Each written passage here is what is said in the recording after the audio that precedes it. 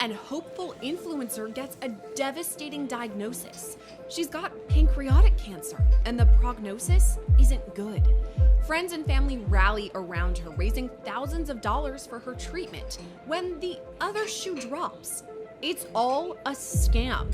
She never had cancer. In fact, she's pleaded guilty to defrauding her close friends and their family to the tune of $20,000.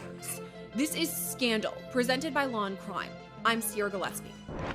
What's up, guys? This is Fed by Fire. I just wanted to react to this with y'all. Most of us have a love-hate relationship with social media. There's, of course, the downside of doom scrolling, getting sucked into useless rabbit holes. We've all done it. But it's a great way to stay in touch with family and friends, or even reconnect with people we haven't seen in years. And that's what happened to Sydney Fink. After she became a mom, she got back in touch with a high school classmate, Haley Knight. They reignited their friendship, and all was well until Haley announced she had a cancer diagnosis. Being a good friend, Sydney stepped up, donating to Haley's GoFundMe page and even convincing her family to do the same. But there was one major problem here. Haley never had cancer. She wasn't even sick at all. According to Nevada prosecutors, she just pretended she was to steal thousands of dollars from unwitting victims and then use the money to pay for her bills and fuel her spending habits. Today's scandal takes us to Henderson, Nevada. It's a city just 15 minutes south of Las Vegas, and that's home to 33-year-old Haley Knight, wife and mother, and ultimately fake cancer patient. But before Haley concocted that shocking story, her scheme started in a different way. Now, at the top of the episode, I mentioned Haley's childhood friend, Sydney Fink. Sydney plays a large role in this case because she's what helped bring on the police investigation, eventual prosecution of Haley, and ultimately her plea. Haley and Sydney met, and they were friends years ago while attending Foothills High School in Henderson, Nevada. And like a lot of friends after high school, they went their separate ways. But it was social media that reconnected the pair, who started bonding a couple of years ago after they both became moms. According to the Las Vegas Review-Journal, Sydney said she'd seen a few of Haley's posts after high school and saw that Haley was attempting to be an influencer. So when they started chatting, Sydney asked about all of this. Haley told her she was in fact an influencer and worked in a high-level position within the Four Seasons hotel chain. According to prosecutors, this is where the scheme started. Haley reportedly told Sydney she could get her discounts on fun trips, great places to stay at different Four Seasons resorts. She even allegedly sent Sydney a digital contract with Four Seasons stationery on it, but no trips were ever That's provided a charge to Sydney right or there. her family. Prosecutors say Haley went to great lengths to convince Sydney and her family that she really was part of the Four Seasons company and used multiple different phone numbers to pretend to be an employee. According to a Henderson Police Department affidavit, quote, Sydney stated for over a year she and her family had no idea they were being scammed due to the lies Haley was telling them. Sydney stated that each time the dates for a trip would be close, an excuse was made as to why the trip fell through and got canceled. But Haley's scamming went to a new level when she revealed she'd been diagnosed with cancer. To be clear, prosecutors say Haley never was actually diagnosed with cancer, but that's not what she told Sydney. She revealed to Sydney, and Sydney's entire family, by the way, that Haley had recently been diagnosed with pancreatic cancer. But the scamming didn't stop there. Haley created a GoFundMe page to raise money for this alleged cancer treatment.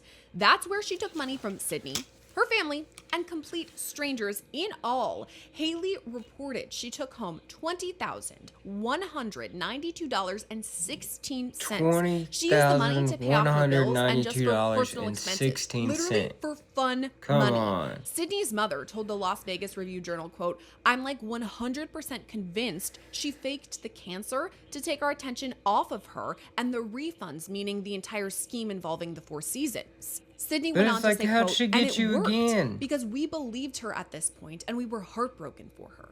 Sydney's sister, Corey Fink, also spoke to the Las Vegas Review-Journal. She said she donated $250 to Haley's cause and uprooted her entire life to live closer to Haley, who had convinced her she could help Corey to become an influencer. Corey said, quote, I do feel I lost a lot of my life. I had to leave behind my whole life in Utah, friends that I can't see the same way that I did, and my job and my apartment and things like that. All of this happened, by the way, between June 2023 and April 2024. But the Henderson police investigation into Haley began just this January in 2026, when Sydney came forward with all of these allegations. She explained everything that happened and offered up proof, screenshots where Haley admitted to it all. According to the Las Vegas Review-Journal, Haley texted Sydney, quote, "I obviously took the Four Seasons money, but I promise you with every ounce of my being, I never took your property while with you."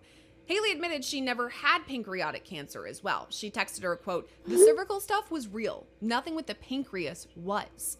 Shortly after the investigation into Haley was opened, she was charged with felony theft between $5,000 and $25,000. She pleaded guilty to the charge just last month.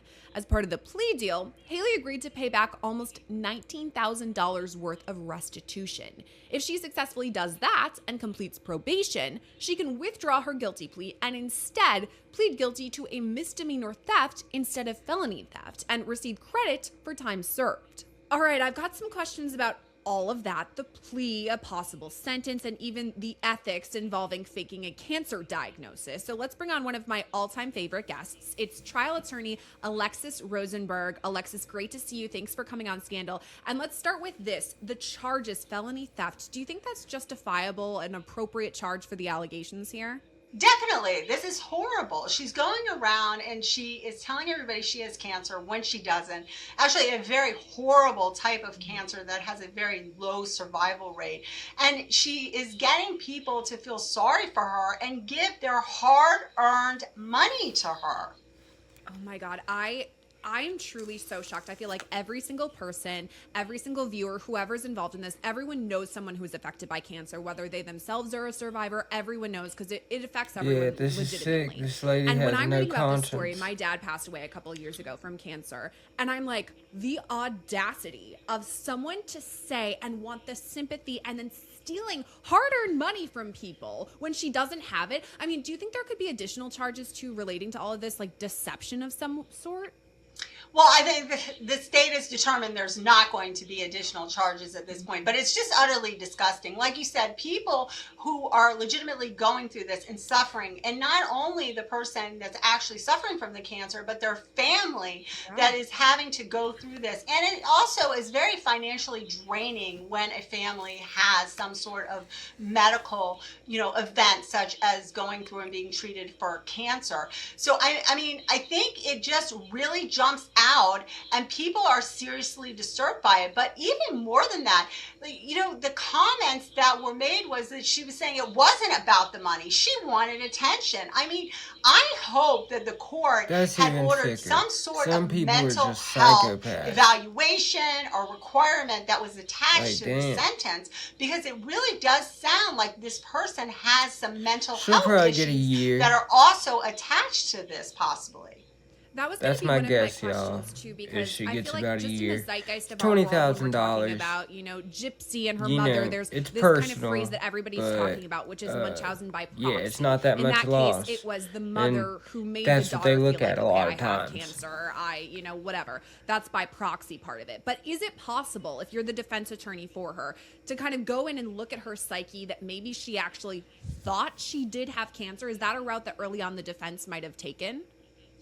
I don't think that's the case, but they definitely would go into the mental health end. They may have brought up to kind of pull the heartstrings and say that really she wasn't defrauding these people for money, but we have a mental health issue that probably needs to be addressed here, because it seems like she didn't necessarily need the money and it wasn't really the money issue, but really she wanted attention.